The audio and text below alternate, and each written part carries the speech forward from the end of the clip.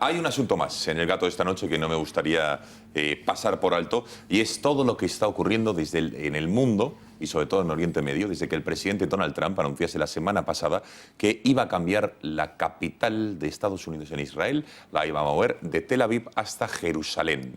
Bueno, para analizar toda la polvareda que se ha levantado con este anuncio de Trump de mover la embajada de su país a Jerusalén, tenemos conexión con nuestro experto en Manhattan, Nueva York, Antonio Camuñas, a quien ya saludamos. Señor Camuñas, buenas noches. Buenas noches, Gonzalo. Bueno, para empezar, Trump no ha sido el primer presidente de Estados Unidos que mostró su voluntad de cambiar la embajada de su país en Israel. Lo hicieron Clinton, Bush, Obama, pero él ha sido el único que lo ha llevado a cabo. Vamos a repasarlo y después le pregunto por ello. Bueno, señor Camuñas, ¿por qué el cambio de la capital de Estados Unidos en Israel es algo de lo que todos los presidentes recientes han hablado y solo Trump se ha atrevido a dar el paso, digamos? Bueno, de entrada quizá porque sea Trump y Trump quiere tener ese punto de marcar la diferencia frente a sus antecesores y cumplir sus promesas electorales. También es cierto que hay gente que dice que se ha visto presionado por su base electoral, que está formada muy particularmente por lo que se llama los cristianos evangélicos, por no mencionar las comunidades judías y los grupos de presión a favor de Israel. Estados Unidos ha sido un tradicional aliado israelita. Hay mucha gente que dice que con este paso Trump ha querido cubrir la caída del general Flynn en el sentido de la colaboración que ha establecido con el Special Prosecutor para la investigación sobre la trama rusa.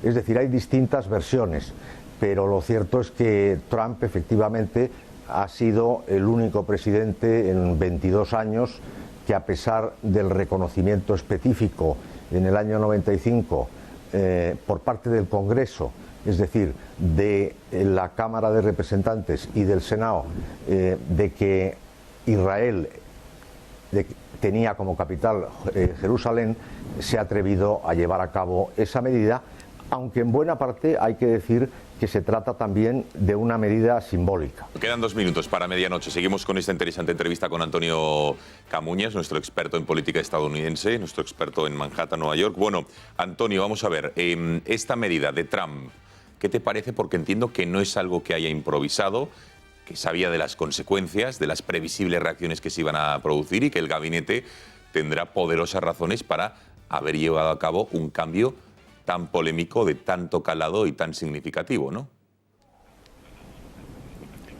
Bueno, eso es presumir demasiado en el caso de Donald Trump. Es decir, en el propio gabinete yo creo que había opiniones distintas.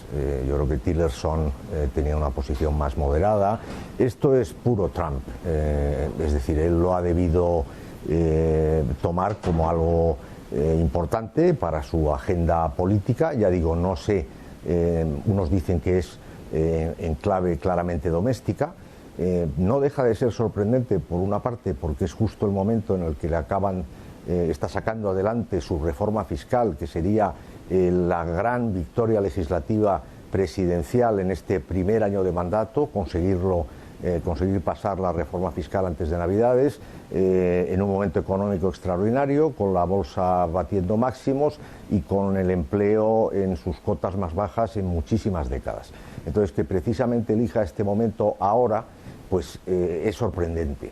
Ahora bien, también es cierto que lo que el presidente hace es reconocer de manera oficial por una parte, pero simbólica por otra, porque tampoco ha dicho exactamente dónde va a estar esa embajada, es decir, no se ha comprometido a que esa embajada estuviera en el este de Jerusalén, ni que estuviera en el oeste. Quizá hubiera sido mejor que lo hubiera dicho, porque de alguna manera, si hubiera dicho que la embajada estaría en Jerusalén oeste, eso hubiera dejado un margen para interpretar que Jerusalén este podía seguir siendo un territorio que pudiera albergar en su momento la capital de un futuro Estado palestino.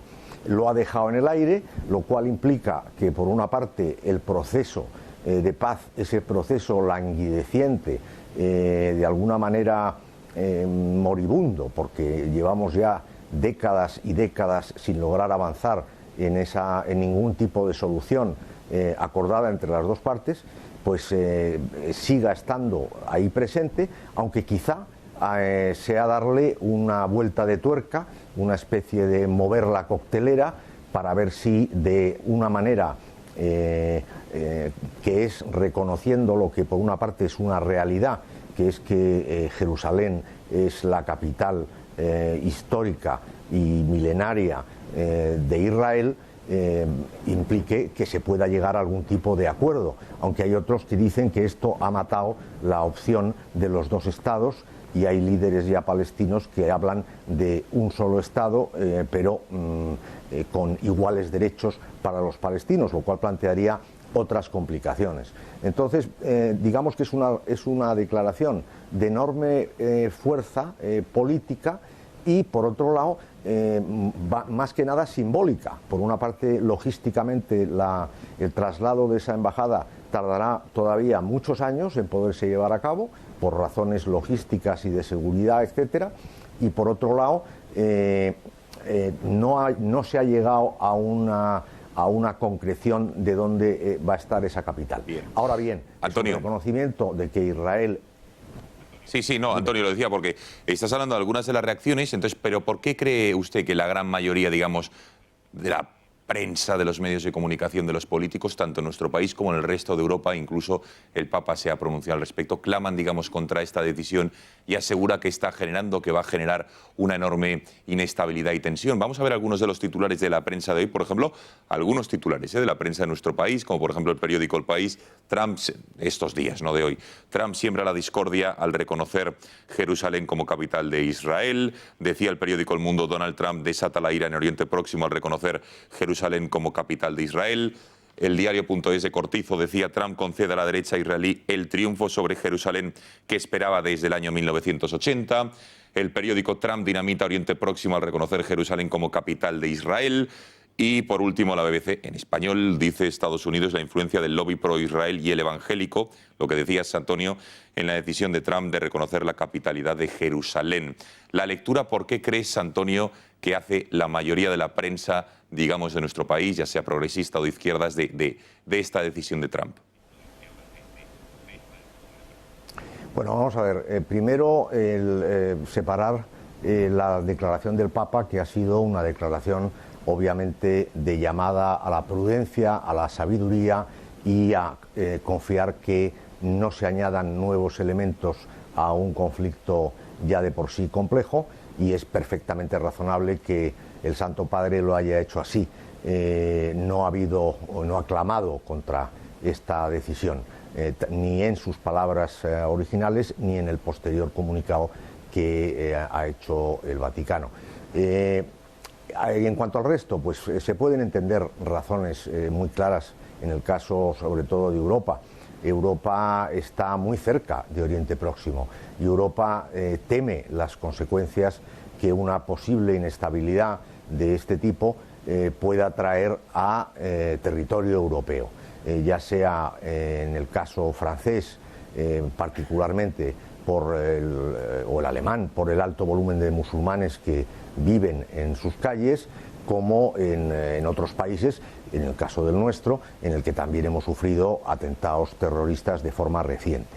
Por lo tanto, en esa política de consenso, en esa política de que todo siga igual para que nada cambie, pero en el fondo también sin solucionar los problemas, pues Europa está en una encrucijada difícil porque tiene poco que aportar en este momento, no tiene las ideas muy claras ni tiene fuerza para poder imponer una solución en uno u otro sentido.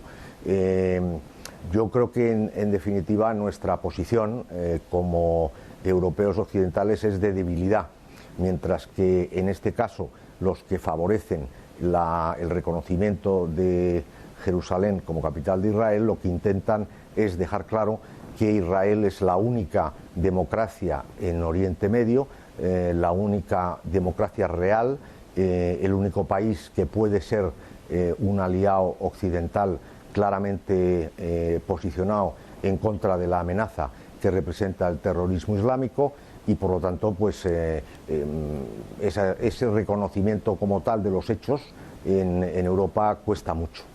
Por último, Antonio, y brevemente, que estamos fuera de tiempo y cambiando de asunto, ¿qué sabe del intento de atentado en Nueva York esta mañana en el que un ciudadano de Bangladesh de unos 27 años de edad se ha inmolado causando 4 heridos? Porque pese a la poca gravedad de lo ocurrido, podía haberse producido algo terrible, ¿no? Justo en Times Square, ¿no?